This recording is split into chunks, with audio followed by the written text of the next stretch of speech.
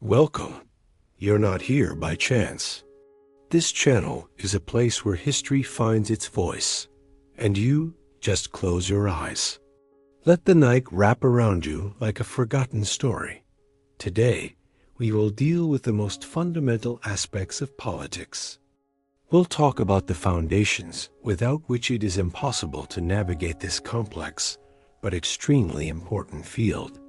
We will break down the key questions that finally allow us to understand the essence of the debates between the left and the right, why some people advocate for one set of principles while others support the opposite, and most importantly, what this has to do with you personally.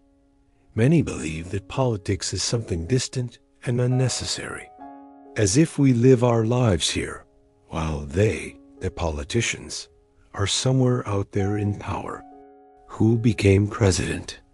Which party won? Who is now a minister? It all seems to have no bearing on how we wake up tomorrow, what we find on the shelves, or how much we pay for utilities. And indeed, many people think this way. The reasons they give are simple and familiar. First, this has nothing to do with me. Second, nothing can be changed anyway. They make the decisions, we just watch. Third, it's all lies. Politicians deceive, the media serves someone's interests, and truth can no longer be distinguished from fiction.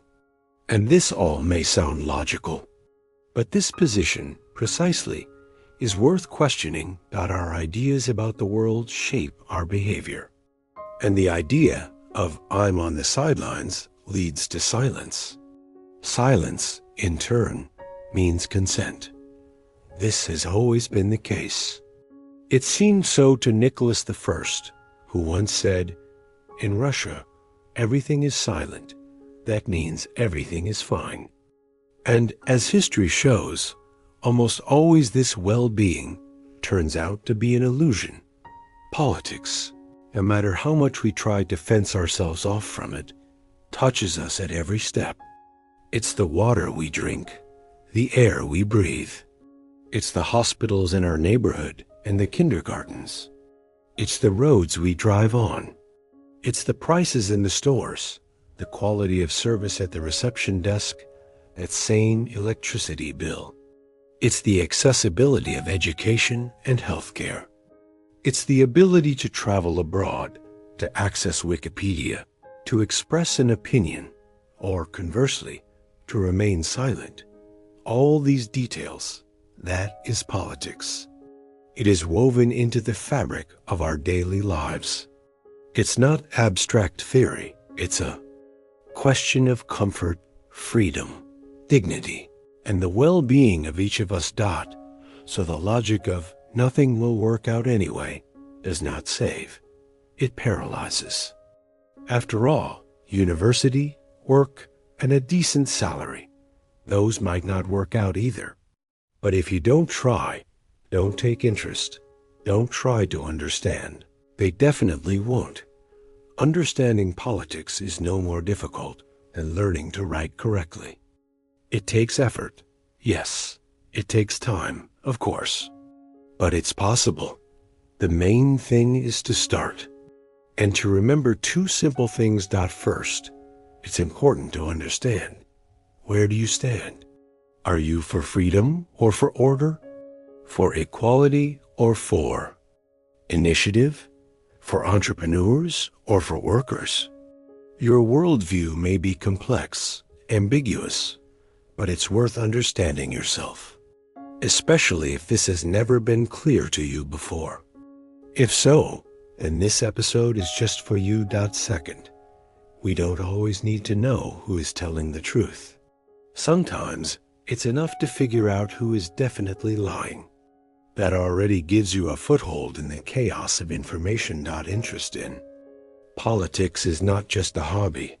It's part of being human. A political animal, that's what Aristotle called a person. And there was meaning in that. Opinions, demands, principles. These are what make us not a herd, but a society. So, Let's start with the basics. Political ideology is a system of views on how society should be structured. It includes three key areas: economics, politics, and ethics. These are the fields where the main disputes take place. How are resources produced and distributed? What matters more, the interests of the collective or the rights of the individual? What is the role of the state? What is it allowed to do, and what is off limits? Is censorship necessary? Are political parties mandatory? Each ideology answers these questions in its own way. Within any ideology, there can be various currents. That's not a contradiction. That's normal. The world is complex, and people are diverse. Someone might support the general principles, but argue over specific issues. That's why directions emerge within directions. Where do our views come from? Four main sources: family, education, the environment we live in, and the traits of our psyche. In other words, environment plus physiology. Many of these factors are beyond our control. But realizing this, that's already a beginning of independent thinking. If you believe freedom of speech is a good thing, ask yourself, why? If you think the rich should be taxed at 75%, try to imagine yourself as one of them. And if you were told in childhood that religion is the foundation of morality, that doesn't mean you can't consider other perspectives to understand yourself. Try answering a few questions. For example, do you believe that entrepreneurship as a form of exploitation is inherently unjust? If yes, you likely accept the need for censorship in certain cases. If no, you probably believe that everyone should have the right to leave their country without restrictions. Are you in favor of a woman's right to abortion? Then you may also support the legalization of certain drugs and have a neutral attitude toward religion. If not, you most likely consider the army to be a key institution that must not be underfunded. One way or another, many values are interconnected. Those who value freedom and individualism tend to oppose censorship and support legalization. And those who believe in order and hierarchy are more likely to support traditional institutions. Now, a bit of history. The very terms left and right came to us from late 18th century France. It was the time of the Revolution. The monarchy had fallen. The Republic had triumphed. In Parliament, those who supported radical change sat on the left. Those who wanted reform, but without abrupt moves, on the right. And thus, the two wings were born. More than 200 years have passed since then, and the meanings of the terms have become blurred. They're used differently in different countries and contexts. That's why it's better to say not "I'm left" or "I'm right," but to name a specific ideology: liberal, conservative, socialist, with necessary clarifications if needed. Liberalism arose even before the Revolution. The ideas of freedom, equal rights, and the rejection of feudal privileges. Once, these were daring notions. Liberals were radicals. Then came conservatism as a reaction. It stood up for the traditional order. Over time, liberals became centrists, their ideas the norm. Socialism came to take the place of the left.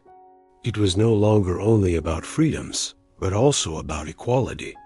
Socialists said that people work but see no benefits. The reason: monarchy, aristocracy, capital. Then came communism, with its idea of abolishing private property and bringing about revolution. That's the far left position, in parallel. Nationalism was forming. the idea that the state should be built around the nation as the highest value. The people are the only source of power. This idea has traditionally been seen as right-wing. And finally, anarchism. It says, no state is needed. It only suppresses freedom. People can live through self-governance and solidarity. Again, this is a far-left position. This is what the 19th century looked like. Liberalism, conservatism, socialism, communism, nationalism, and anarchism made their voices heard. Each brought its own questions, values, fears, and hopes. And all of this, not abstract ideas, but a direct reflection of how we see humanity, society, and justice. In the second half of the 20th century, the world enters a phase of incredible transformation. The chapter we are about to open is like a gunshot in the silence of the past. The 20th century arrives, and everything becomes even more complex, contradictory, and fascinating. No previous century held as many events that overturned the familiar view of the world. In just a few decades, the fates of hundreds of millions of people, and with them, the very foundations of our civilization, undergo the deepest rethinking. Three key events determine the course of this century: the Russian Revolution, the First World War, and the Second World War. After World War II, an era of economic growth begins, as if a long tension breaks and the world is filled with life once more.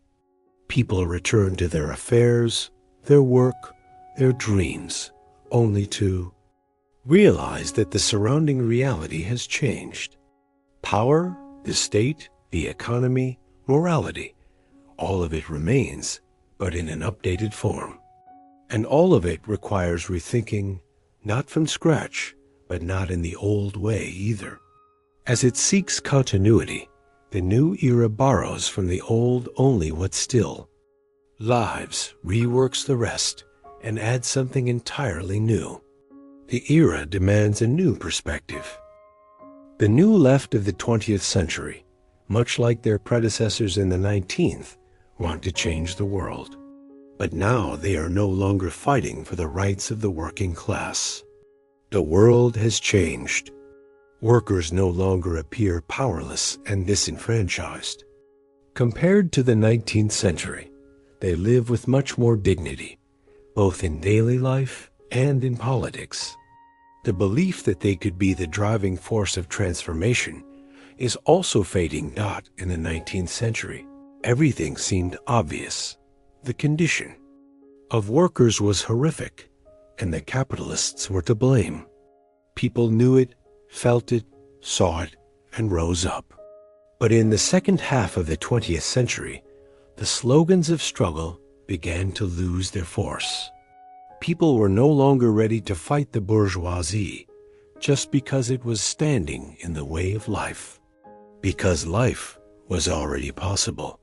There is another factor: disillusionment with the Soviet Union. Marxism, once a living and evolving theory, turned into a set of dogmas when it became the official ideology of the USSR. The Soviet Communist Party no longer demonstrated dynamism, but instead became a symbol of rigidity, bureaucracy, and inhumanity.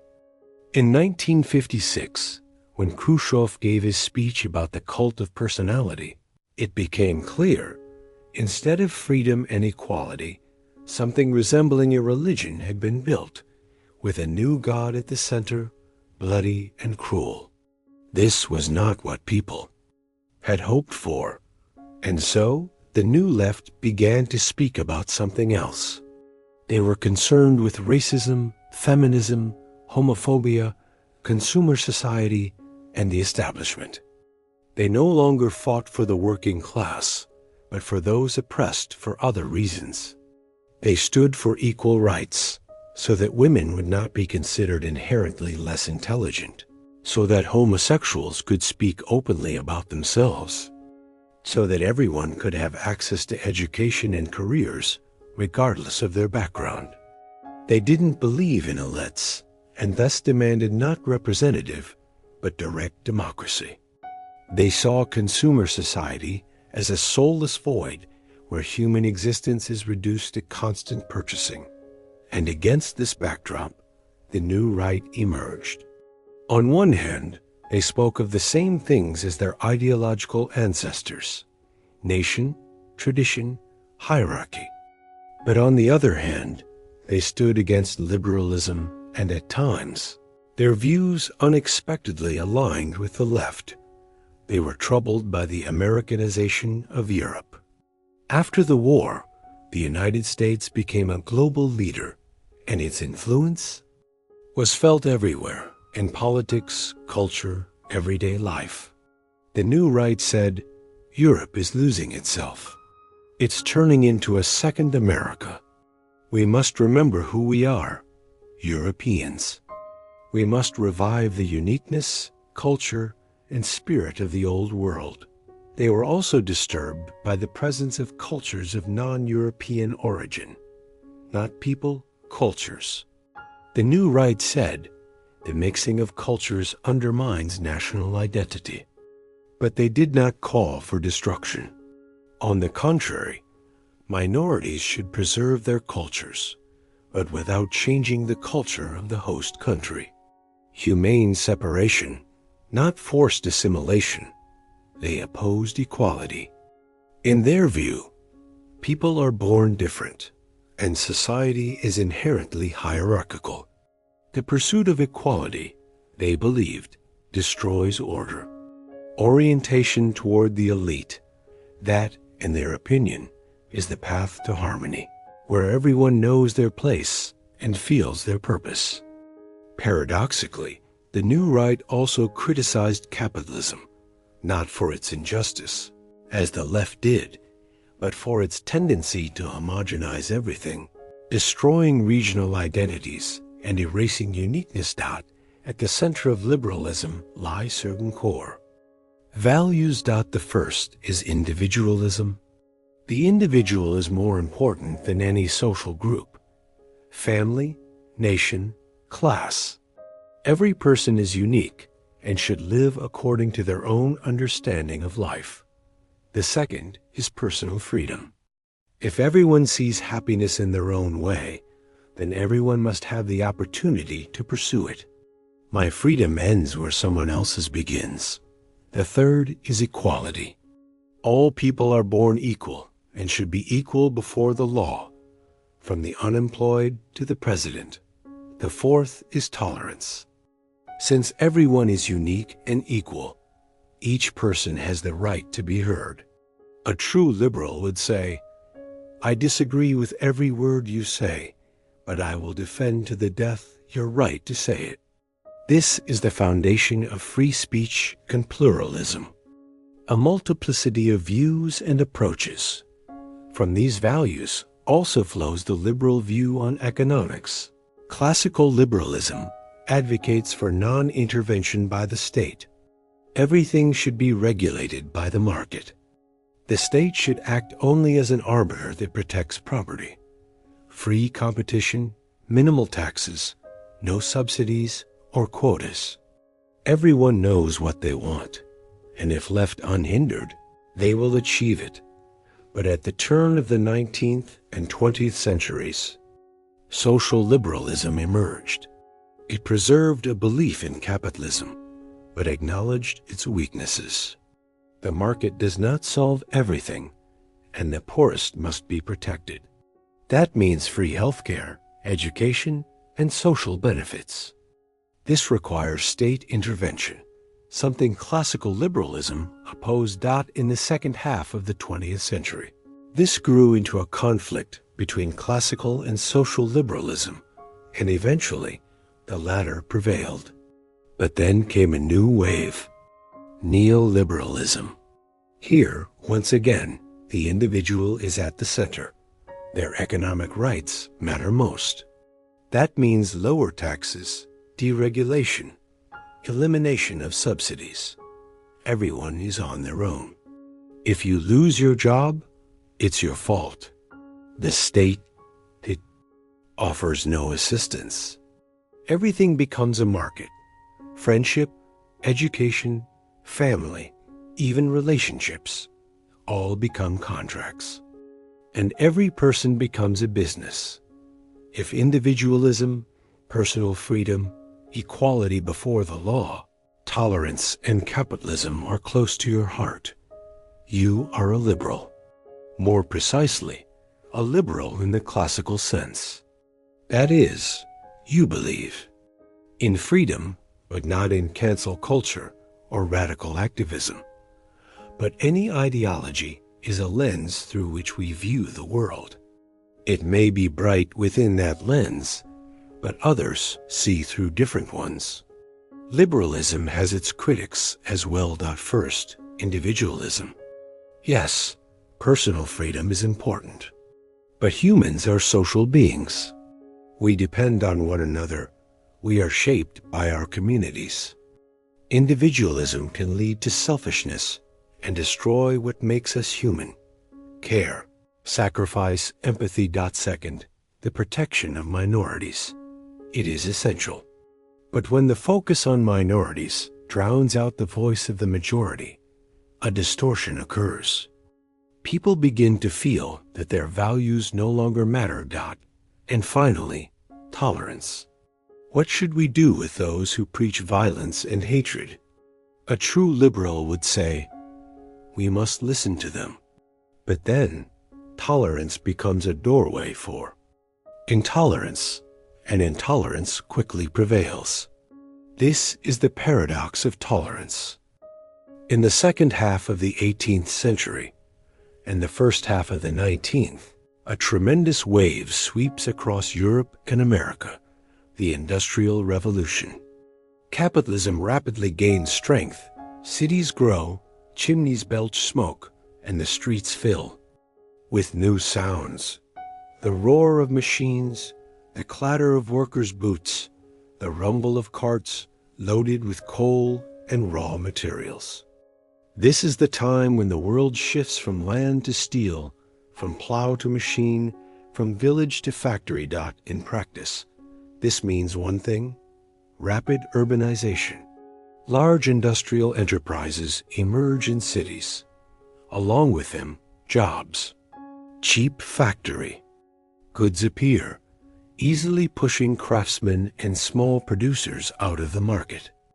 Impoverished peasants and artisans abandon their native lands and rush to the cities, hoping to find at least some kind of work. But the cities do not welcome them with open arms. There is no housing. There is no legislation to protect their interests. They settle in slums, earn meager wages, and work 13, sometimes 16 hours a day. Their labor is grueling, often dangerous, and their lives unbearable. Meanwhile, the economic and political elites, including the owners of the new factories, thrive. To them, everything happening seems like the natural course of things. But not everyone views this indifferently. Among the elites, scholars, philosophers, and educated people, some are deeply outraged by this monstrous injustice. These are the ones who become the first socialists. 3 key figures in the early socialist movement were Saint Simon, Charles Fourier, and Robert Owen. None of them came from the working class, but all were sincerely concerned about the fate of the laborers. They emphasized the importance of labor. In their view, it is the workers who create value, not the nobility or the clergy, who live off the efforts of others. They speak of the need to unite the workers into associations, communes, cooperatives. They believe that human nature is shaped by environment. If a person is provided with housing, education, healthcare, and a decent wage, they will become good, fair, and conscientious. Thus, socialism is born as a critique of capitalism, as an attempt to humanize it, and later, as an alternative to it. The socialists of the first half of the 19th century do not seek to destroy the capitalist world from the ground up. They speak of its transformation, its softening, its reorganization. Their ideas can be summarized in 5 main principles. First, collectivism. A person is not an island, but part of society. Their personal interests should not override the public. Good. The individual is shaped in a collective, and only there can they reach their full potential. Second, public ownership. Private ownership of the means of production is the main source of social injustice. It leads to exploitation. Therefore, the means of production should either belong to society or be under serious public oversight. Third, equality and justice. The state must actively intervene in the economy to redistribute resources. There should be neither the ultra-rich nor the utterly poor. Everyone should have equal chances and equal opportunities. Fourth, environment shapes the person. Evil does not lie in human nature, but in the conditions in which a person grows and lives. Improve these conditions, and the person will improve. Fifth, class structure. Society is divided into 2 main classes: the capitalists, owners, and the workers, wage laborers. The former exploit the latter. Socialism always takes the side of the latter. So what, then, is communism? In short, communism is uncompromising socialism.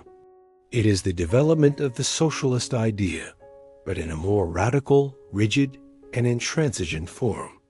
Communists focus on class struggle and believe that the bourgeois system cannot be reformed. It must be destroyed.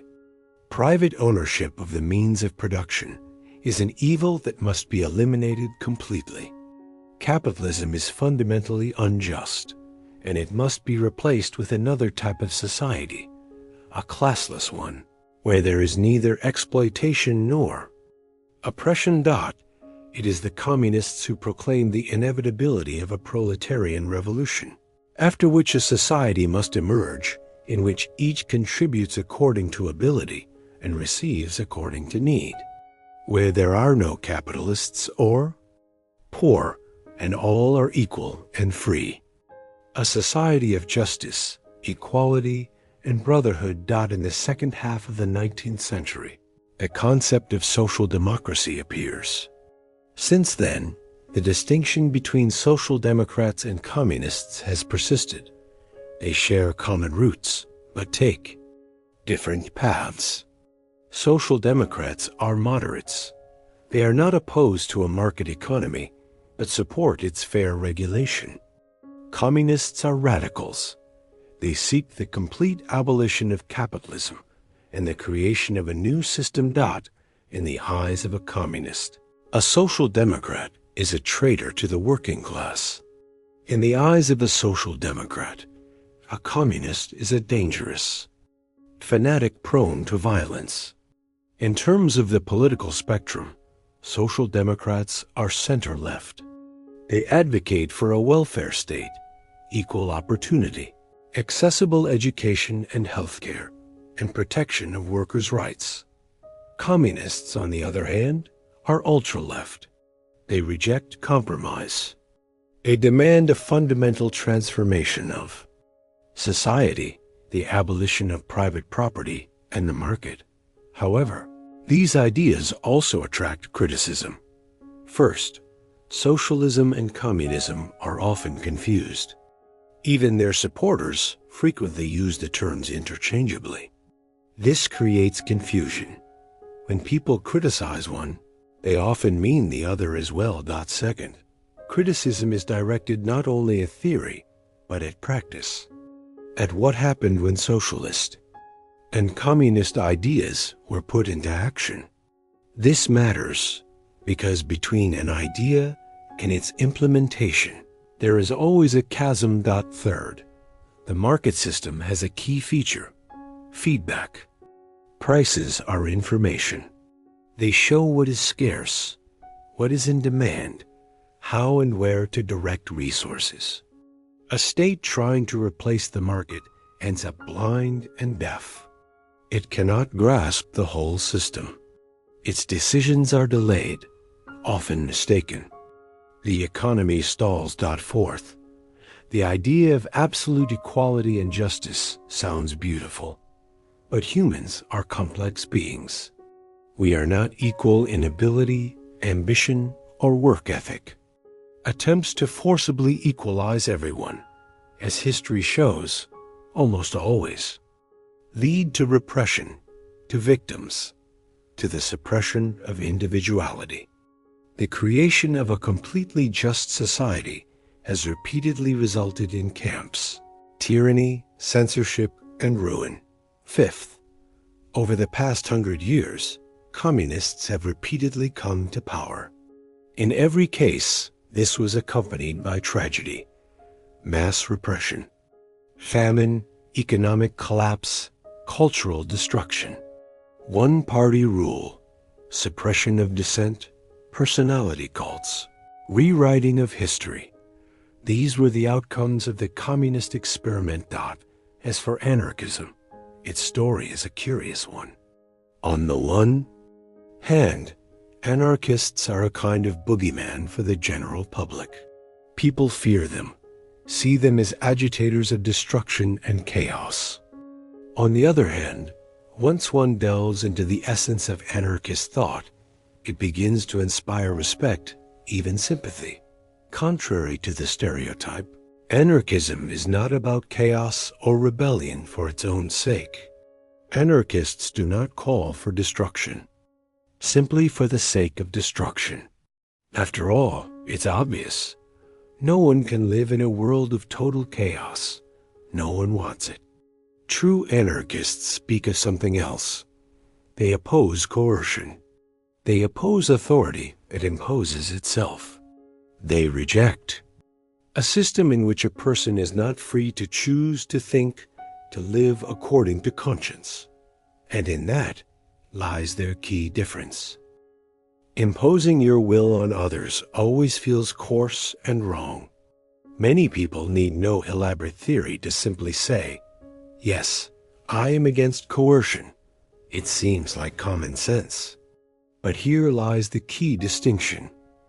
It's one thing to reject violence in words, and quite another to make that rejection a principle, a foundation of your worldview, and to follow it consistently, despite difficulties, contradictions, and the inertia of everyday life. That is exactly what anarchists do. For an anarchist, the rejection of coercion is not just an opinion. It is an internal, consistent stance that permeates every aspect of their life. And there is no room for compromise in this position. If you are against violence, you cannot allow it even where most people see it as normal or even necessary. This is the first, fundamental idea of anarchism: no coercion. On principle, without compromise. The second idea of anarchism is its position on the state. And here it's important to understand.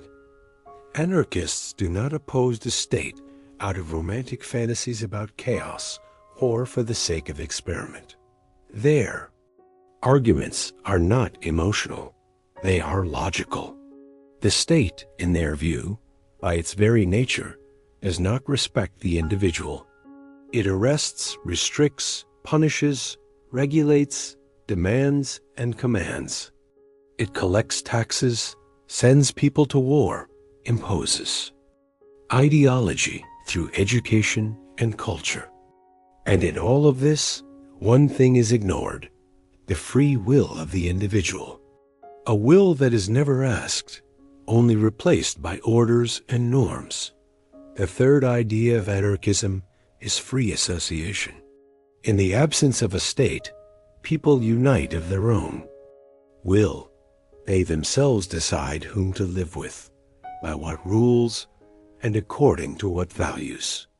And if something no longer suits them, no one holds them back, they are free to leave, to find another community, or to create one of their own. Here, freedom of choice is not a slogan. It is the functioning foundation of society. The fourth is equality, and it is twofold. On one hand, a rejection of institutional hierarchy. No one is above, no one commands, there are no masters or bosses. On the other, equality of interest. The needs of one are not more important than the needs of another. Everyone is equal, no exceptions. Anarchism stands on these four pillars. Its adherents reject any source of dominating power, political, economic, or moral. From their perspective, the state intervenes where free people could reach agreement themselves, without intermediaries and without coercion. But like any ideology, anarchism is not a monolith. There are diverse views among anarchists. Economic issues are particularly contentious. Private property, the role of capitalism, redistribution. Some believe anarchism is incompatible with capitalism. Others argue that it is fully compatible. There are left-wing anarchists who advocate for collectivization and right-wing ones who support a free market without a state. Opinions also differ on the question of violence. Some anarchists are absolute pacifists. They believe that using violence to destroy violence is a contradiction that undermines the very essence of the idea. Others, on the contrary, believe that the path to freedom is impossible without destroying the old world, and thus without force. The main criticism of anarchism is this: it's a utopia. A society built entirely on anarchist principles has never existed and likely never will. People say critics are too imperfect to live without hierarchy. There will always be those who seek power and those who are ready to submit. Power centers arise naturally in any group, in any setting.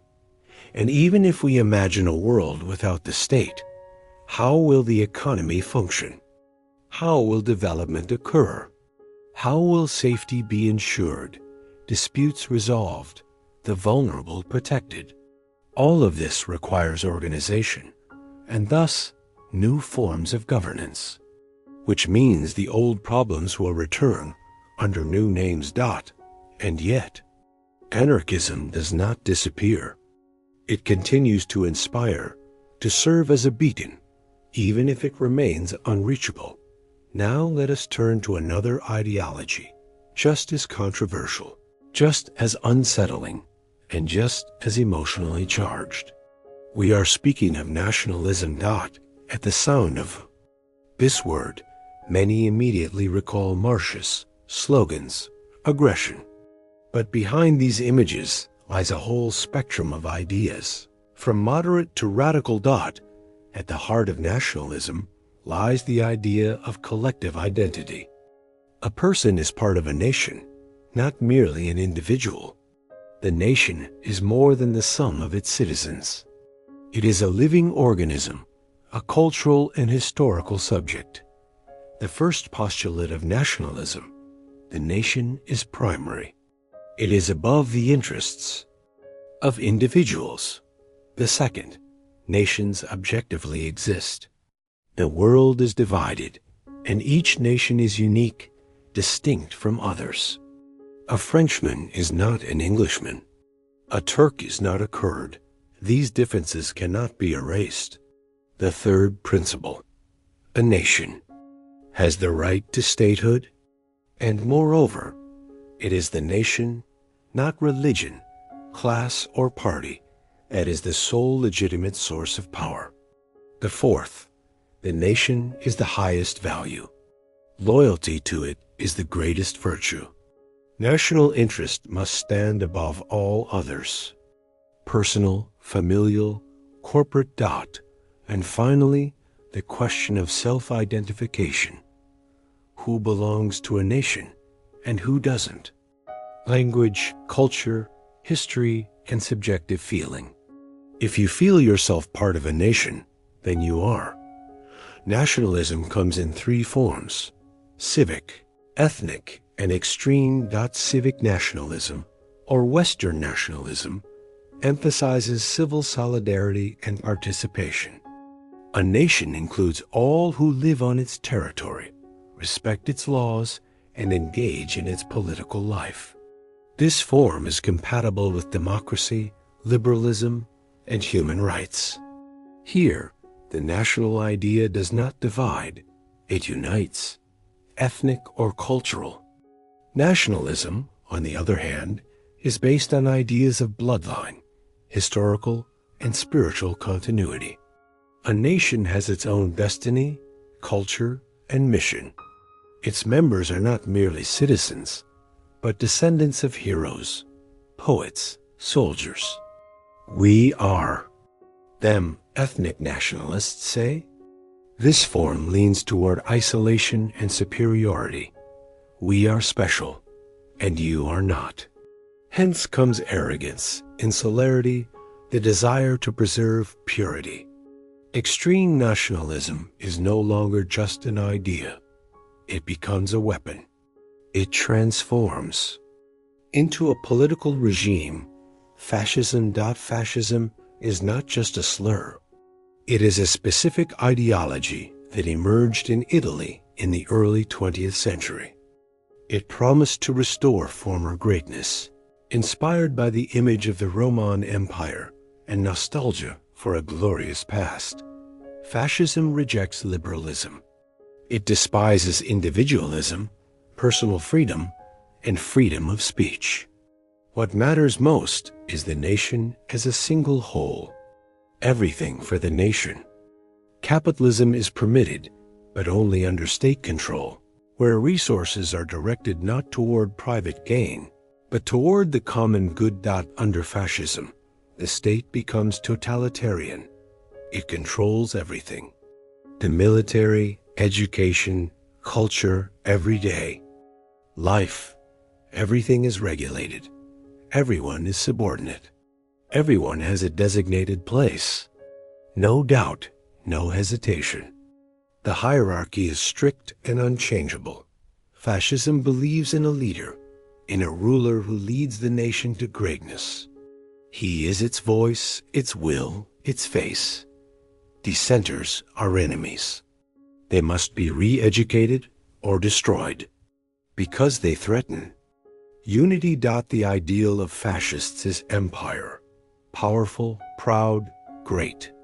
Without it, a nation supposedly cannot realize its full potential. Small states are weakness. Strength lies in expansion, in conquest, in asserting national power. And if you find yourself drawn to these ideas, to a strong leader, to a state that knows best, to the notion of national greatness, then perhaps you are a fascist. And that should not frighten you. It should make you aware. Because awareness is what separates reason from inertia. Let's move on to Nazism. Nazism is a form of fascism. It emerged during the same period, the 1920s to the 1940s, but exclusively in Germany. National Socialism shares many of the core tenets of fascism: anti-liberalism, totalitarianism, and rigid hierarchy. That's why Nazism is considered a branch of fascism. But it introduces new ideas and shifts the emphasis in important ways.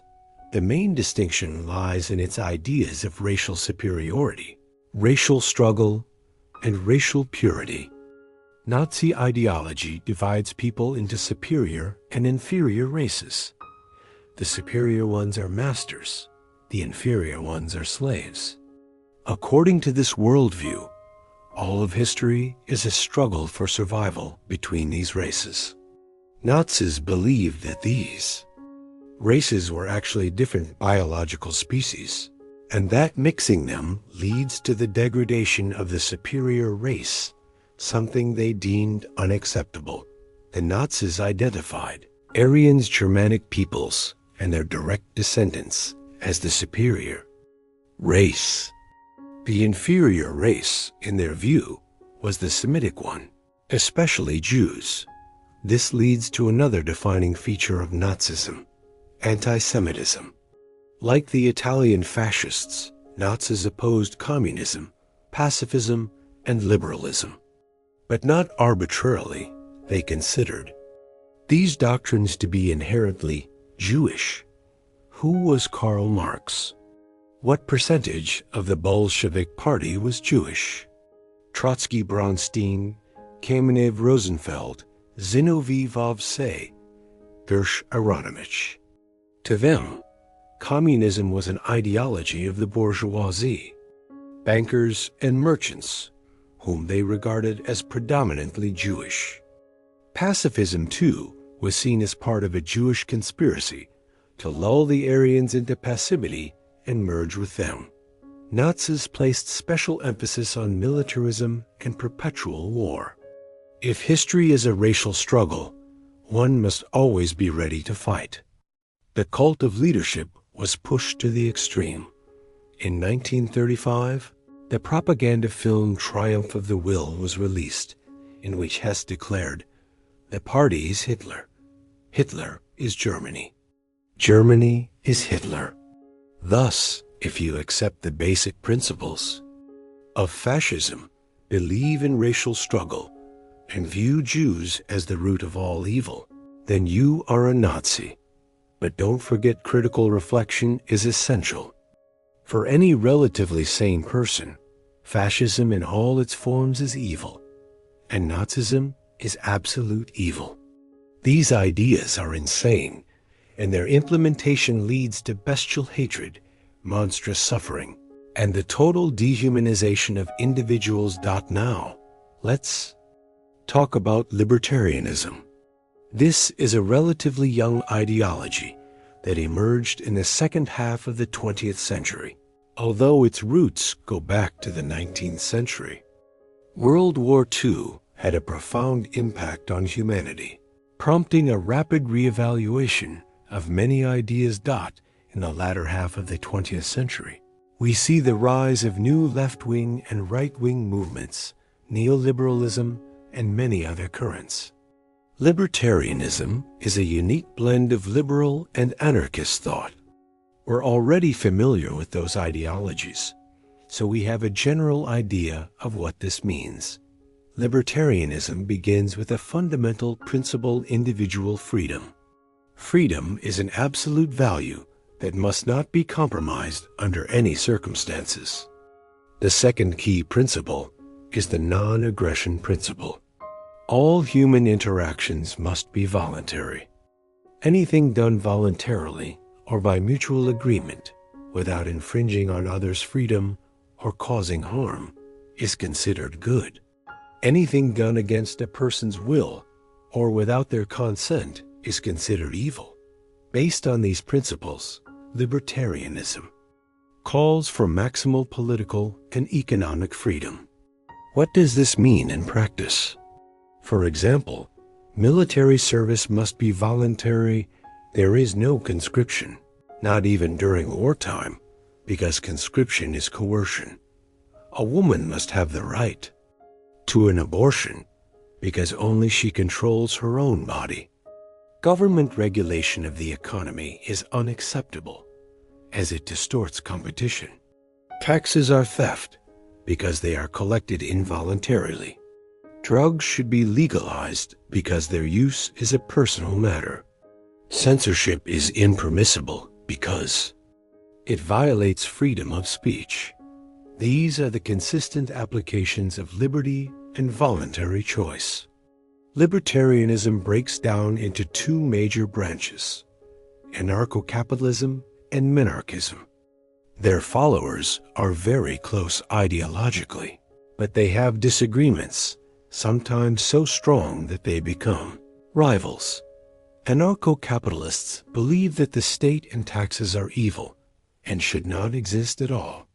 The state, to them, always represents violence and inefficiency. Minarchists agree that the state is not a source of good, but they believe it is necessary in a minimal form for the military, courts, and police. Libertarians also diverge on other issues, but their core disagreement is about the role of the state. There are critiques of libertarianism as well. First, it's a utopia. Like anarchism, anarcho-capitalism raises the question, how do we transition from the modern state to a society of free associations? It's a beautiful theory, but one that is unlikely to be realized in practice. Second, there is an over-reliance on the market.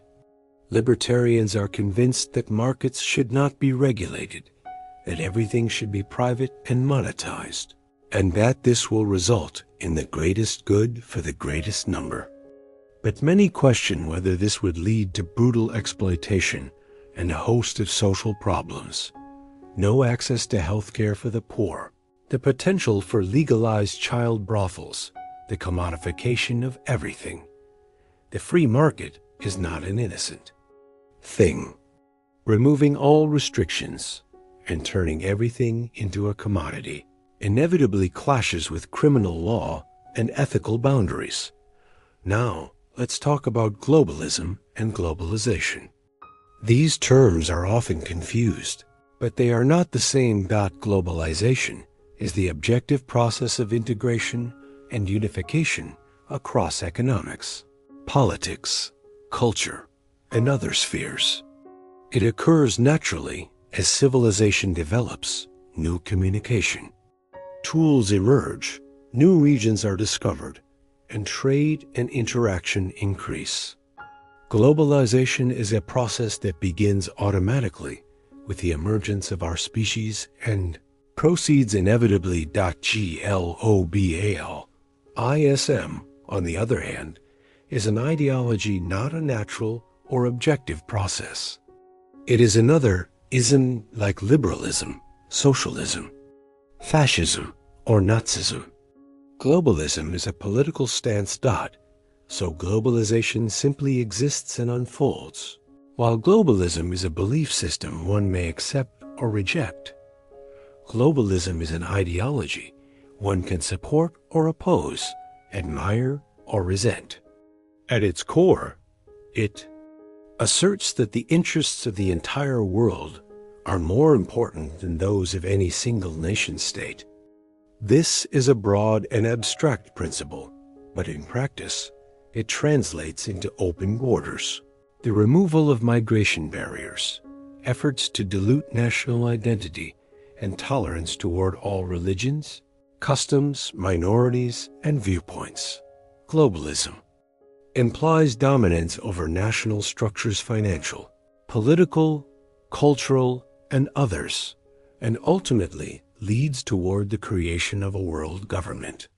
From the globalist perspective, anything that erases borders is good.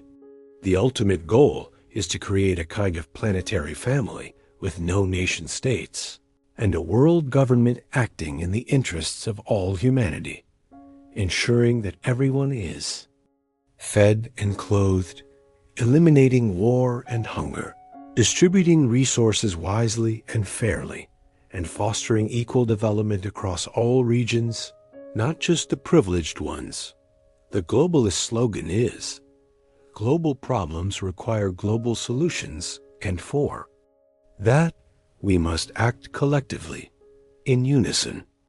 A globalist is someone who embraces this worldview. Today, globalism is a powerful trend, especially in the Western world.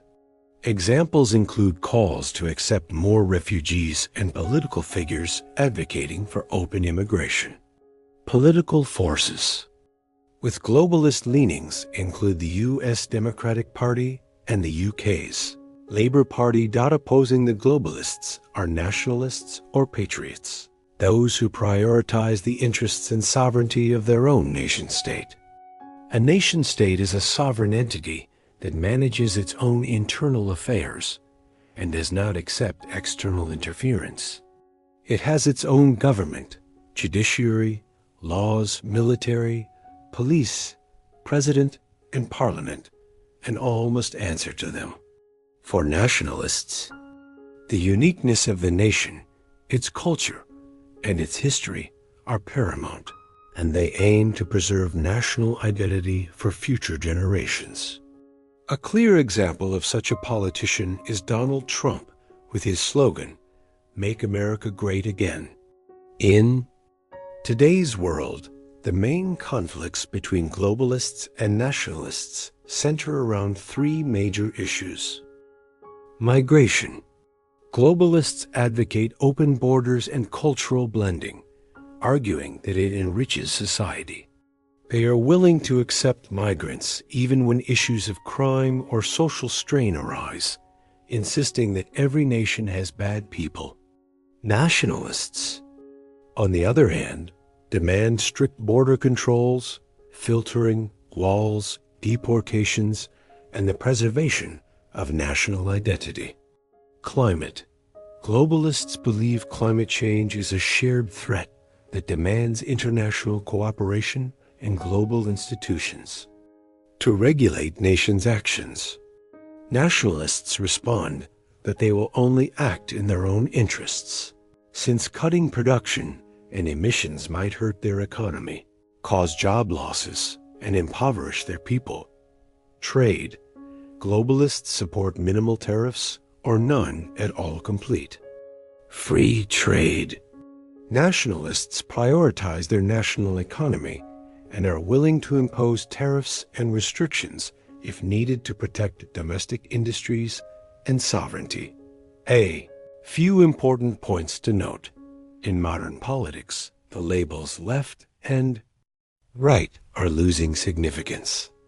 The real divide now lies between globalists and nationalists, two opposing ideological camps with clearly distinct worldviews. A good example is the recent U.S. election, where Trump represented the nationalist camp and Harris the globalist. 1. Is globalism a utopia? There are examples that show it may be achievable, at least on a limited scale. Take the European Union, 27 countries with different histories and cultures, living by shared rules, freedom of movement for people, goods, services, and capital. The EU is not the entire world, but it's a start. There are also international organizations influencing global politics. The UN, IMF, WTO, World Bank, Bilderberg Group, and others. Globalism and cosmopolitanism are not the same. Cosmopolitanism is a philosophical stance based on the belief in equal dignity and rights for all people. Globalism is a political and economic concept focused on the distribution of power and resources, and on establishing common standards and rules.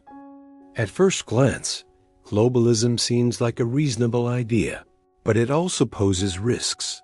A world government would concentrate enormous power in the hands of a very small group, likely heads of state and representatives of major transnational corporations. That's just a few thousand people making decisions for billions.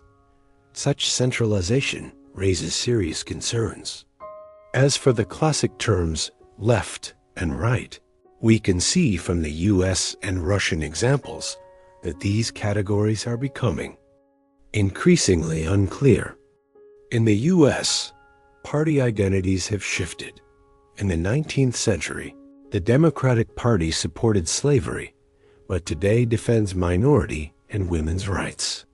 The Republican Party originally opposed slavery, but now favors reducing social programs and expanding the military. In Russia, defining parties as left or right is often nearly impossible, adding further confusion. That's why it's more useful to be specific. Not just I'm left-wing or I'm right-wing, but I'm a liberal, a nationalist, or an anarchist of such and such persuasion with these particular nuances. To understand where you stand, it helps to take political tests and answer honestly. This will help you better navigate your own political identity. Before us lie the political coordinates. simply a way to represent different views on how society should be organized. Neither better nor worse than other models. Horizontally, economic freedoms. Vertically, political ones. These two axes are closely interconnected. One influences and shapes the other. To the left lies collectivism, the rejection of markets, and private property. Personally, just thinking about this makes my heart beat faster and my palms sweat. This discomfort signals to me that something troubling awaits on the far left. Censorship, restricted freedom, equality imposed at any cost. So I gradually shift rightward toward individualism and property rights. These ideas resonate with me. They feel more natural and just. But here an important question arises. Where is the line beyond which an extreme becomes dangerous? Extremes always carry a threat. There is wisdom in this inner voice. It's best not to stray too far in either direction. Beyond that, we also have two other concepts, totalitarianism and anarchism. Totalitarianism is terrifying in its cruelty and control.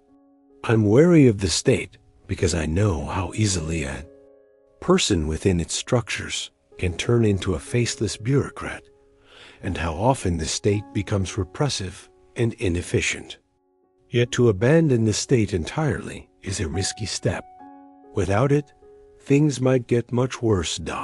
This leads to the idea of libertarianism, especially its minarchist version.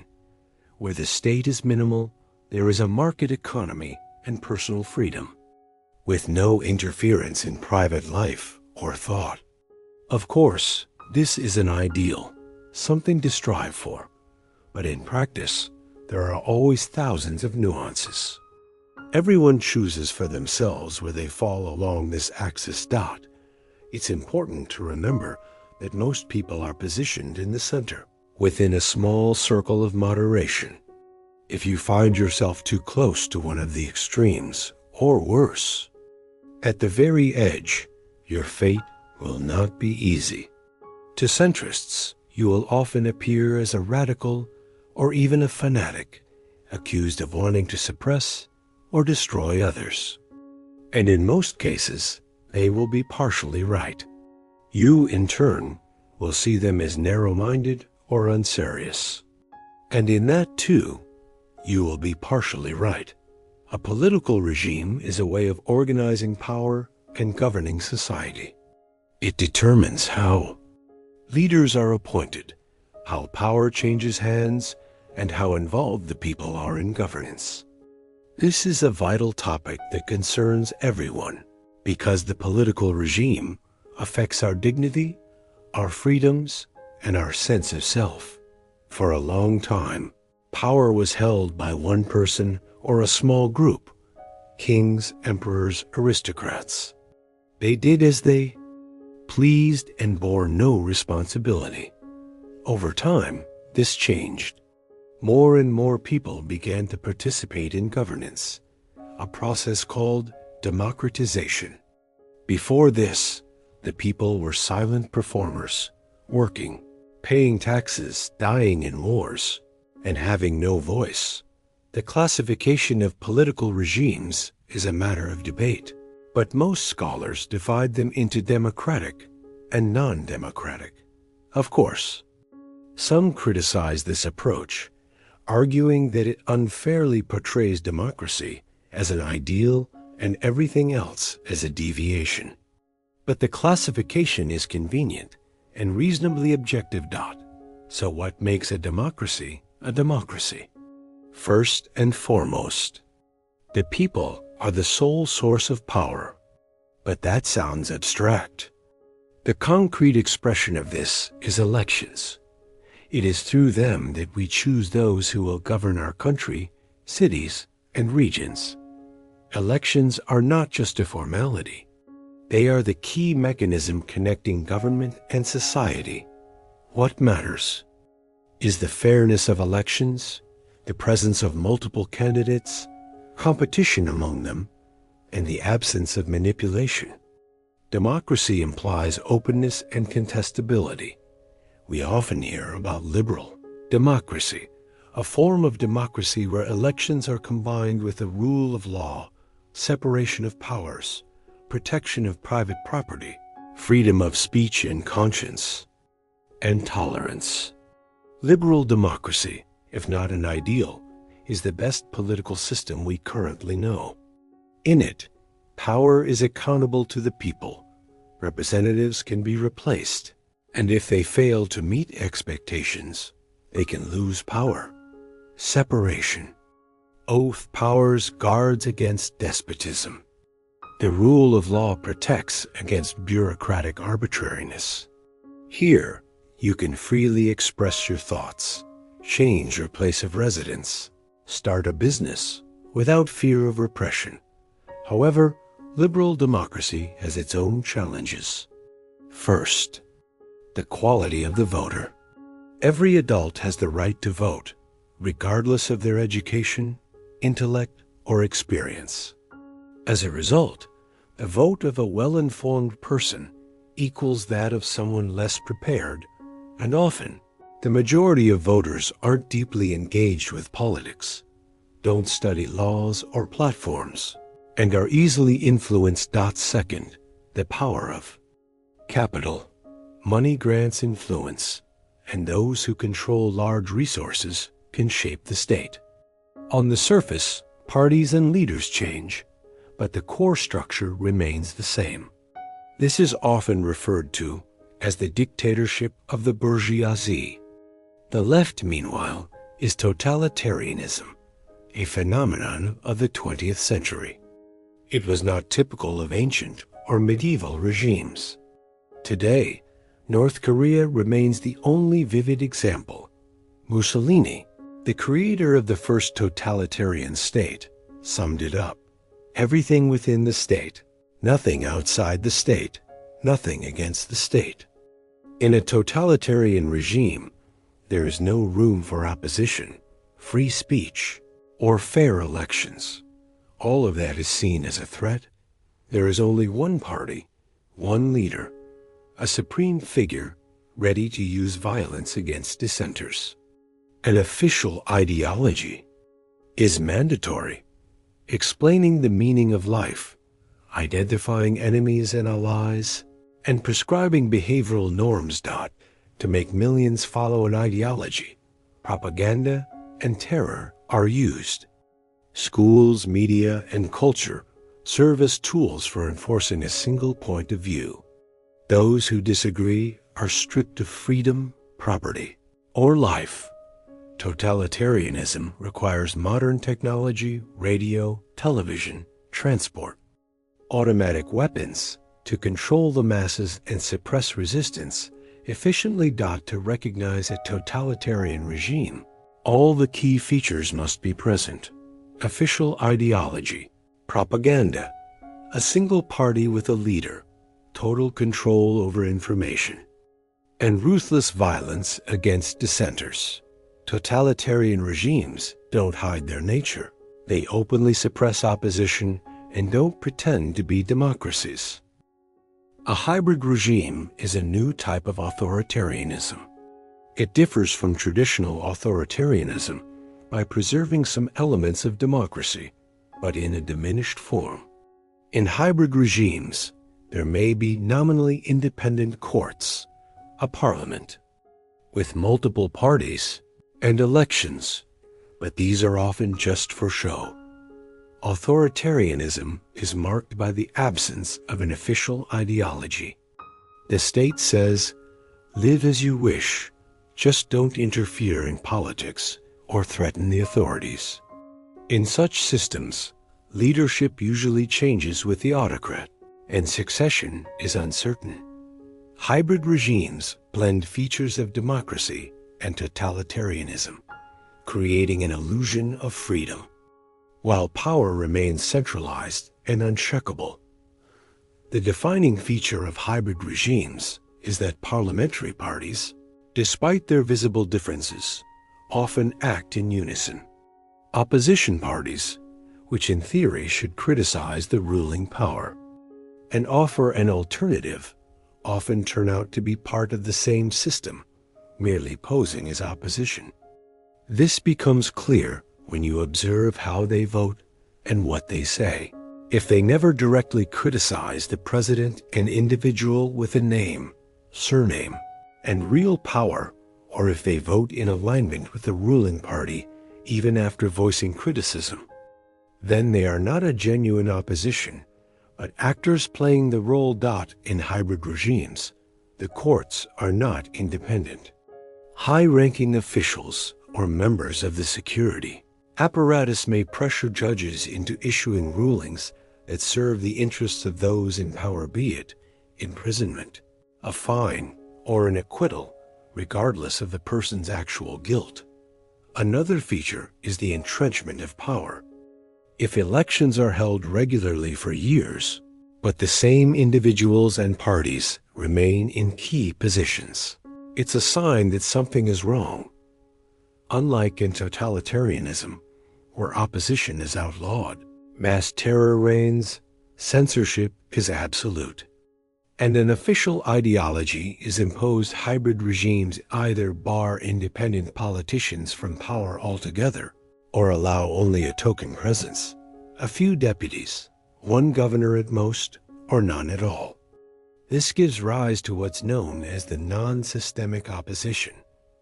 Those who openly and harshly criticize the regime, gather supporters and campaign, but have no real influence. As they are denied access to power. There are no mass repressions in hybrid regimes. Instead, they use selective repression against those most inconvenient to the authorities. While there is no official ideology instilled from early childhood, there is an ideological surrogate, a vague mix of various ideas, traditions, and epochs. Censorship and propaganda do exist, but their intensity may vary. When discussing hybrid regimes, certain clarifications are always necessary. There is no official ideology, no mass repression, but there is pressure on the opposition. Elections exist, but they are fake. There is nominal multipartyism, but it is an illusion.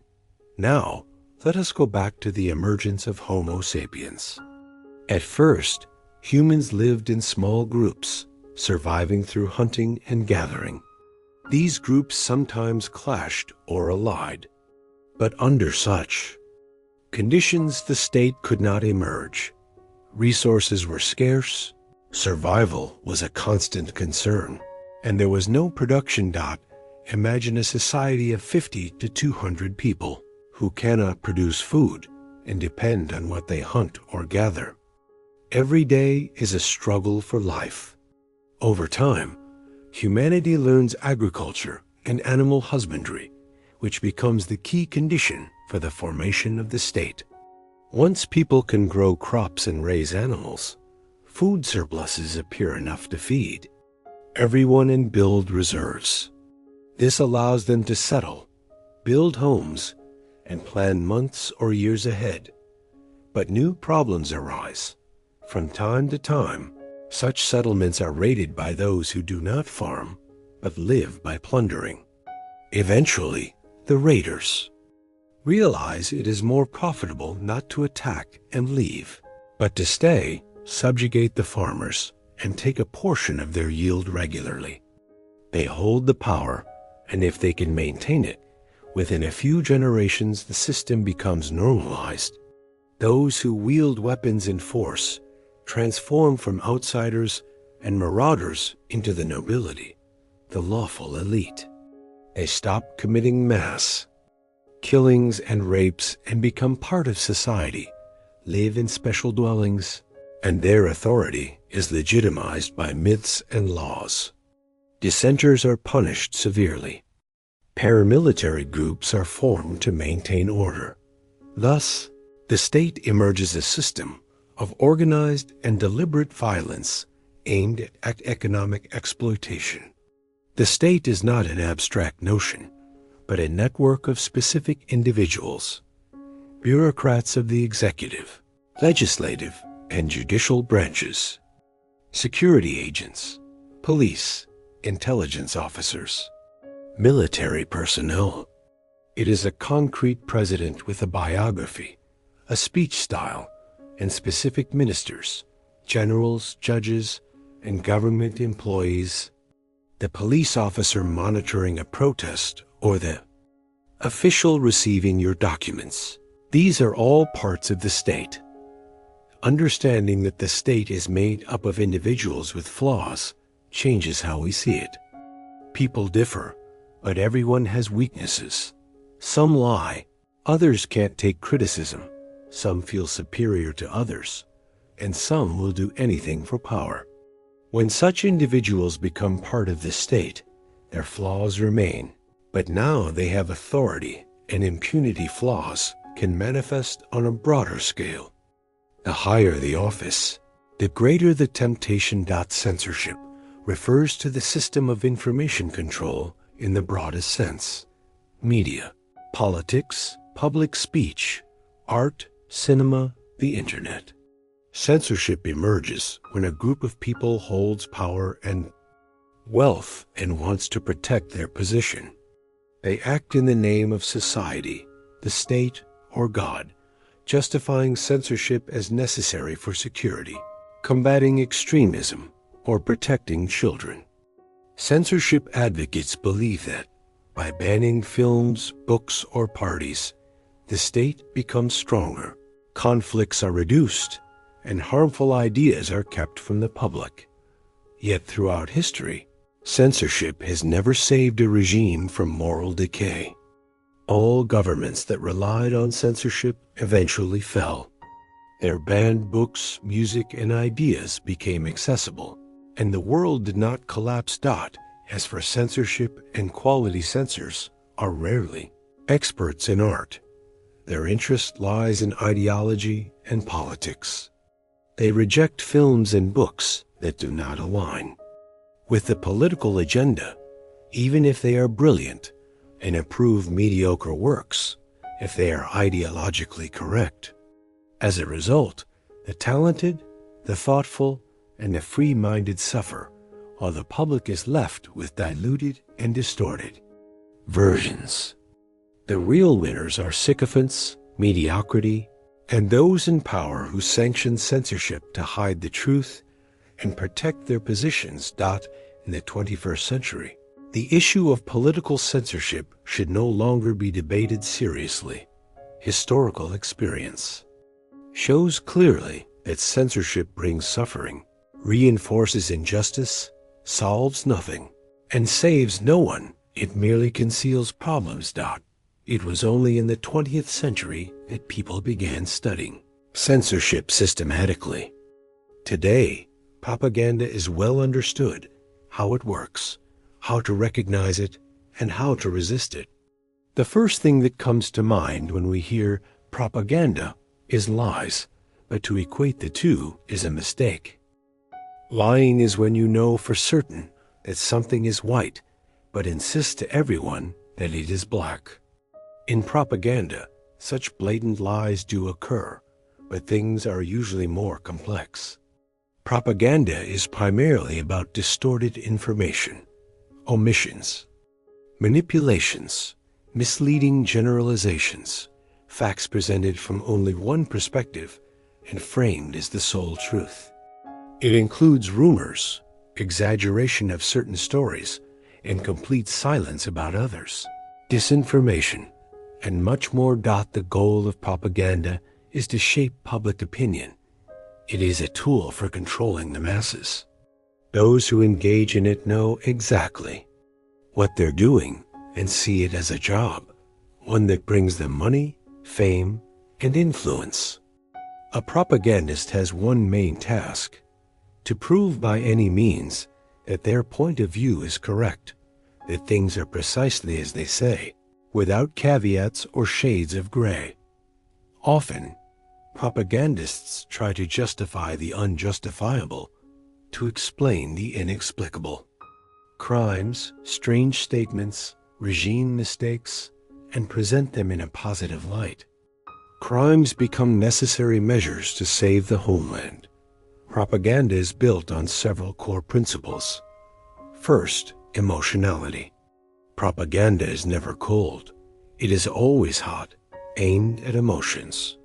It's blood, brawls, screams, threats, panic, danger, flamboyant bravado, and the wildest stories told in vivid detail. Second, subjectivity. Propaganda is always subjective. It doesn't aim to be objective because its purpose is to obscure the truth, to ensure no one really knows what's going on. Third, mass orientation. Propaganda is made for the general public, not intellectuals. It must be simple and easy to understand.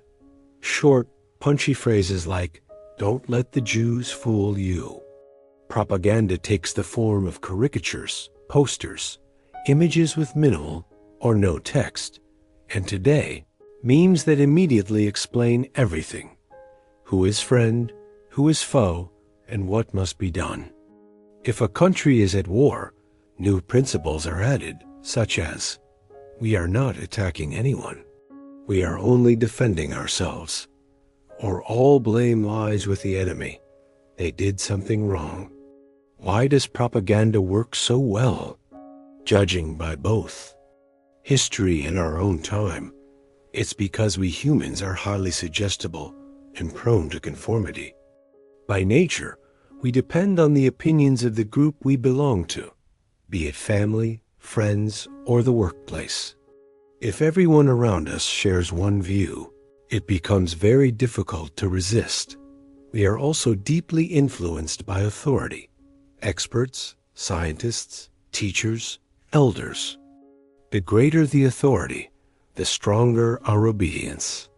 This has been thoroughly studied by social psychologists and confirmed by numerous experiments. It is possible and necessary to resist propaganda, but it's not easy. First, ask yourself, honestly, do you actually want to know what's really happening? Many people don't. It's more comfortable to think the way your friends, family, or nation think. This provides psychological and material comfort. If you firmly support your country and its leaders no matter what, then propaganda is already working on you. If that's not the case, then you must recognize that propaganda is everywhere. It's a constant battle for minds and souls. Everyone speaking about politics and society in the media or online is already aligned with some side and tends to frame facts accordingly.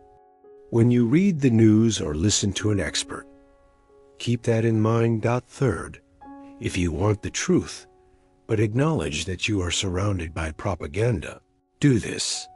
Analyze, don't rush to conclusions. Ask questions. Healthy skepticism is our main weapon. Much of the information, photos, videos, audio, can be faked. Details are fabricated, witnesses appear and disappear. It's hard to establish the truth, but sometimes it's enough to recognize what is not true. For example, if reports say a plane was shot down over a certain area, wait. First, acknowledge the basic fact. A plane was flying and was brought down. Then examine the explanations. If one side offers one version, and a second, and a third, and these contradict each other, something is off. That side is hiding something. You can often identify propaganda by the tone of a media outlet or channel. If in the news, one side is always right and the other always wrong, that's propaganda. The reverse is also true. If another source paints everything as disastrous, collapsing, and hopeless, that's also propaganda. To the first propagandists, we might ask, if everything is so wonderful, why don't we have the best healthcare, education, wages, infrastructure? Why aren't we at the top? To the second, if everything is so awful, why is there running water, clean streets, people paying off mortgages, Buying iPhones? Dining in restaurants? If you're interested in history and politics, you've likely noticed how quickly relations between states change. Yesterday's friends become today's enemies, and vice versa. Such abrupt shifts cause confusion. Why does this happen? Yesterday, everything seemed so clear. This is why propaganda never stops working. It shapes our worldview and controls our emotions and opinions. But when we start looking at international relations through the lens of national interests, many things become clearer, as if a light switches on in our minds, helping us see structure where there once seemed only chaos and unpredictability. This perspective lifts the veil from many complex processes and reveals the underlying logic driven by pragmatism and the desire to preserve and increase a country's resources and security. National interest is not just an abstract idea, it is the core, the compass guiding every state. It determines the course a country takes and shapes its behavior on a global stage. It's expressed in the desire to secure borders and citizens, to protect and strengthen sovereignty, to grow the economy, and to create conditions for national prosperity. All other actions, diplomacy, sanctions, military alliances, are merely tools for achieving these goals. Through this lens, the myths of eternal friendship or eternal enmity between nations disappear. In international politics, there are no permanent friends or enemies, only permanent interests. This explains why yesterday's allies may become tomorrow's rivals, and old foes suddenly turn into partners. Such dynamics are a natural part of the game, where each player seeks to use the current situation to their advantage in protecting and promoting their priorities.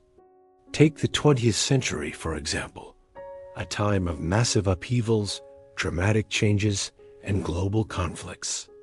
In the early part of the century, the United States followed a policy of isolationism, watching from afar as Europe descended into the chaos of World War I.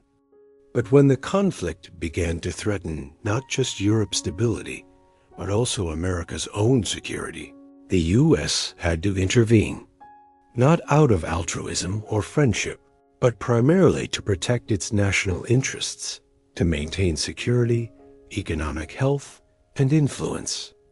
World War II further demonstrated how national interests can unite even states with vastly different political systems and ideologies. The US, the UK, and the Soviet Union, representing three different worlds, joined forces against the Axis powers. This alliance was temporary and born out of necessity. Survival and victory. But as history shows, allies don't always remain friends after the war is over. The world quickly entered a new phase, the Cold War, where former allies stood on opposite sides. The US and the USSR became rivals, driven not by friendship, but by an ongoing struggle for influence, resources, and security. It was an era in which national interests dictated a hardline policy of confrontation, with each side determined to prevent the other from dominating. For the United States, the key objective was to maintain a balance of power so that no single force could dominate or threaten global freedom and security. This explains many of America's foreign policy decisions, from involvement in Korea and Vietnam to the creation of NATO and the formation of strategic alliances worldwide. All these actions were driven by the desire to protect national interests and ensure long-term global stability. Realism in international relations teaches one vital truth. Politics is primarily a struggle for power and survival. Power, especially military, remains the most decisive tool of influence. It determines who truly has the final say in global affairs. International organizations, treaties, and agreements are important mechanisms for reducing conflict and coordinating actions. But they do not override the fundamental law. Every state actor acts primarily in its own interests and seeks to maximize its own advantage. Once we understand this basic principle, the world no longer seems chaotic or unpredictable. It becomes a complex, but logical and comprehensible system where changes, unexpected alliances, and conflicts are all natural parts of the strategy of survival. And with this understanding, countries can more effectively build foreign policies, maintain stability, and secure their place in the global system, where every move matters.